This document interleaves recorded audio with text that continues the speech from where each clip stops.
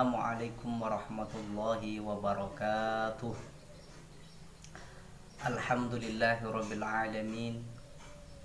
Assalatu wassalamu ala asyrafil anbiya'i wal mursalin sayyidina wa maulana Muhammadin wa ala alihi wa ashabihi ajma'in. Qala rabbis shrahli sadri wa yassirli amri wahlul 'uqdatam min lisani yafqahu qawli, amma ba'du. Ma'asyiral muslimin wal muslimat rahimakumullah. Mari kita melanjutkan mengaji bareng. Bahwasanya pada pertemuan kita kali ini kita akan berbicara tentang mensyukuri nikmat kemerdekaan yang telah dianugerahkan oleh Allah Subhanahu wa taala kepada kita. Wakeh nikmat, banyak nikmat yang telah diberikan kepada kita, sampai-sampai kita sendiri dengan nikmat-nikmat Allah itu tidak mampu menghitung satu persatunya. Wa in ta'uddu ni'matallahi la tuhsuha. Kalau kita mau menghitung nikmat-nikmat Allah, tentu kita tidak mampu untuk menghitung berapa jumlah banyaknya nikmat yang telah diberikan kepada kita. Untuk itu, lewat momentum yang baik ini, dulu pada tanggal 17 Agustus 1945 Presiden Soekarno memproklamasikan kemerdekaan Republik yang kita cintai ini, terbebas dari jajahan Belanda, terbebas dari jajahan Jepang, juga sekutu. Akhirnya Indonesia dapat hidup makmur, sejahtera, tidak dibayang-bayangi dengan peperangan. Itu berkat jasa daripada pejuang-pejuang bangsa kita. Para kiai yo berjuang. Seluruh santri-santrinya diajak untuk memperebutkan bangsa ini dari tangan penjajah. Ada seorang kiai yang agung, Hadratus Syekh Hasyim Asy'ari. Beliau memberikan semangat kepada santri-santrinya untuk menegakkan kalimat-kalimat Allah, menegakkan agama Islam di muka bumi, khususnya Indonesia yang kita cintai ini. Lewat doa dan perjuangan, tetesan keringat, cucuran air mata, kemudian cucuran darah, juga pengorbanan harta dan jiwa, keseluruhannya diperuntukkan untuk negeri yang kita cintai ini. Sekarang kita hidup pada zaman yang tidak diselimuti dengan peperangan fisik terutama. Akan tetapi kita perlu berhati-hati. Sangat tipis sekali antara peperangan zaman dahulu dengan peperangan masa sekarang. Kalau dulu berperang mengangkat senjata, kalau sekarang berperang lewat ilmu, intelektualitas, maka kita sebagai bangsa Indonesia yang besar ini harus waspada, harus hati-hati.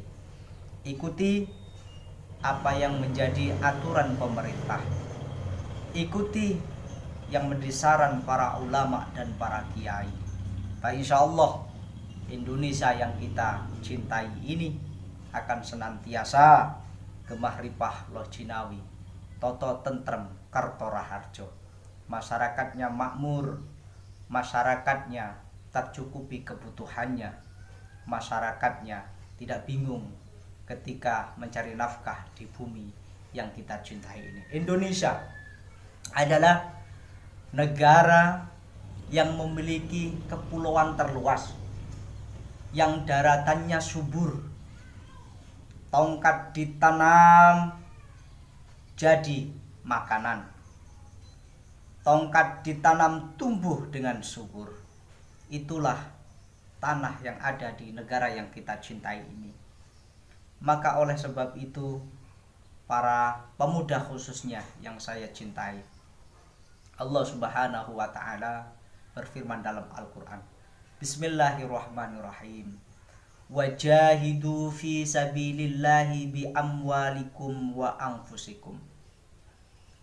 Berjuanglah kalian di jalan Allah dengan hartamu dan dengan jiwa dan ragamu.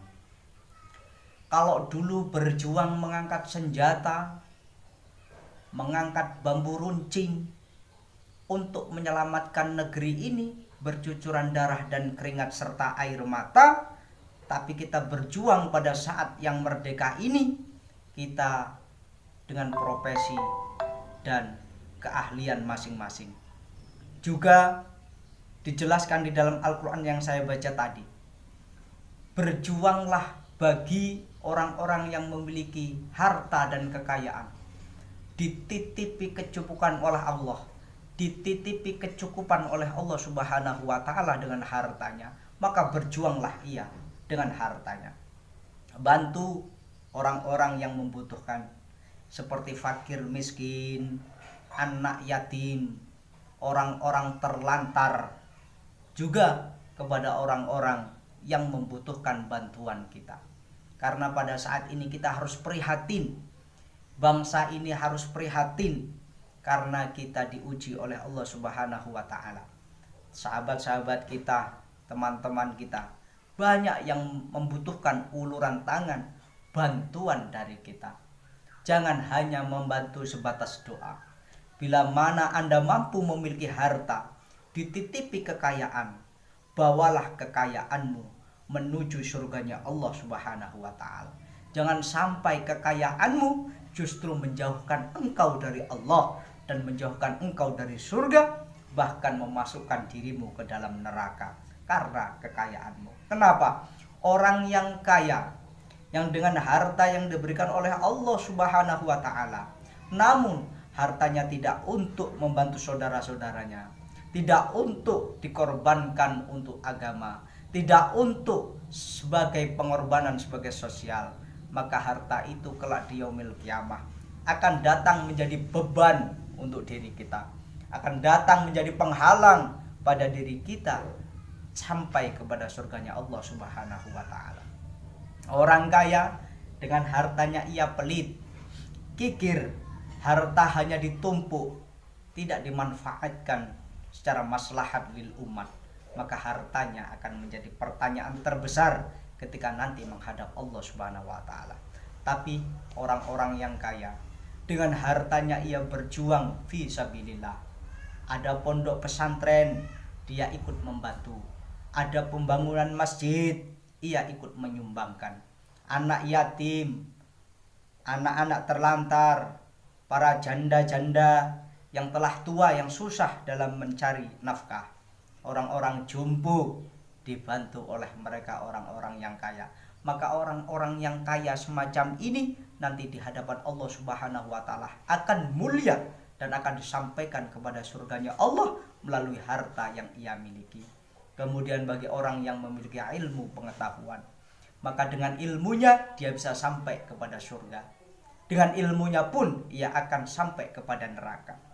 Tergantung bagaimana cara untuk mensikapi ilmu yang ia dimiliki, ilmu yang ia terima, ilmu yang diberikan Allah kepadanya. Orang-orang yang memiliki ilmu dengan gigih memperjuangkan keilmuannya agar orang-orang yang belum memiliki ilmu bisa tahu. Sebab Rasulullah SAW bersabda, "Ballighu anni walau ayah." Sampaikanlah dariku walau hanya satu ayat. Oleh sebab itu, orang yang memiliki ilmu, memberikan ilmunya kepada orang lain, ilmu ini bisa manfaat, ilmu ini bisa barokah, ilmu ini bisa menyelamatkan sampai nanti ia menghadap Allah Subhanahu wa taala. Maka lewat pertemuan singkat kali ini perlu saya mengingatkan diri pribadi saya, juga para rekan-rekan dimanapun berada. Mari kita isi republik yang kita cintai ini, yang sekarang telah merdeka. Padahal orang-orang yang merebut kemerdekaan pada saat dulu tidak merasakan kemerdekaan pada saat ini.